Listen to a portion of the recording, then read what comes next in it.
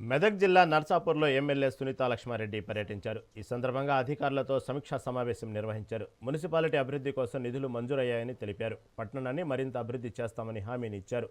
పట్టణంలో 35 ఎకరాల ఫారెస్ట్ స్థలాన్ని గుర్తించామన్నారు. అందులో పీజీ కాలేజ్ భవనం, మహిళా సంఘాల భవనాలు, కమ్యూనిటీ హాళ్లను నిర్మిస్తామన్నారు.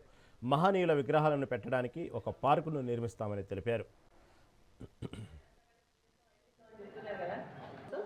మనం దాదాపు ఒక 35 ఎకరాలు 29 ఎకరాలకు సంబంధించినటువంటి స్థలాన్ని మరి ఫారెస్ట్ నుంచి ఐడెంటిఫై చేయడం జరిగింది. దాంట్లో 5 ఎకరాలు మన టౌన్కి సంబంధించినటువంటి డంప్ యార్డ్కి కేటాయించడం జరిగింది. అదేవిధంగా 7 ఎకరాలు మన స్టేడియం, మినీ స్టేడియంకి మరి కేటాయించడం జరిగింది. ఆల్రెడీ 2.7 crores 2.7 కోట్ల రూపాయలు మరి మినీ స్టేడియం ఏర్పాటు చేయడానికి శాంక్షన్ పడడం జరిగింది. అది అధికారుల నిర్లక్ష్యం వల్ల కొంత ఆలస్యం.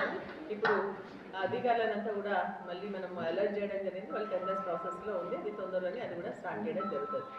అంతేకాకుండా పక్కన ఇంకొక 5 ఎకరాలు మైనారిటీ ముస్లింకి సంబంధించిన గ్రేవ్ యార్డ్కి కేటాయించడం జరిగింది.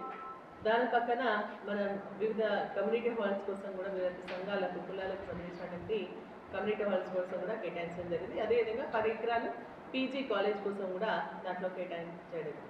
అలాగే నర్సాపూర్కి ఎన్నో రోజుల నుంచి మనం అనుకుంటున్నది రాయరావు చెరువు అభివృద్ధి జరగాలి. రాయరావు చెరువు కూడా మరి అమృత్లో 3.146 crores రావడం జరిగింది. అదేవిధంగా మున్సిపాలిటీలో కూడా 1,20,00,000 రూపాయలు పెట్టడం జరిగింది. దానిలో ఏంటంటే ఒకటి ఎస్టీపీ, ఎందుకంటే చెరువులకు మన నర్సాపూర్కు సంబంధించినటువంటి మురికి నీళ్ళంతా కూడా మరి చెరువులో పోతా ఉంది కాబట్టి దాన్ని డైవర్ట్ చేస్తూ ఒక ఎస్టీపీని అక్కడ కట్టడం జరుగుతుంది చెరువు కింద. మరి అదేవిధంగా మనకి నర్సాపూర్ రైలింగ్ కోసం కానీ, అదేవిధంగా సుందరీకరణ కోసం కానీ, అదేవిధంగా మన గ్రీనరీ డెవలప్ కోసం మరి 3.14 + 1.2 crores వాటితో అభివృద్ధి చేయడంతో పాటు టూరిజం డెవలప్ కావాలి. ఎందుకంటే మనకి ఈరోజు చూస్తా ఉన్నాం, సో మనం దాదాపు ఒక 35 ఎకరాలు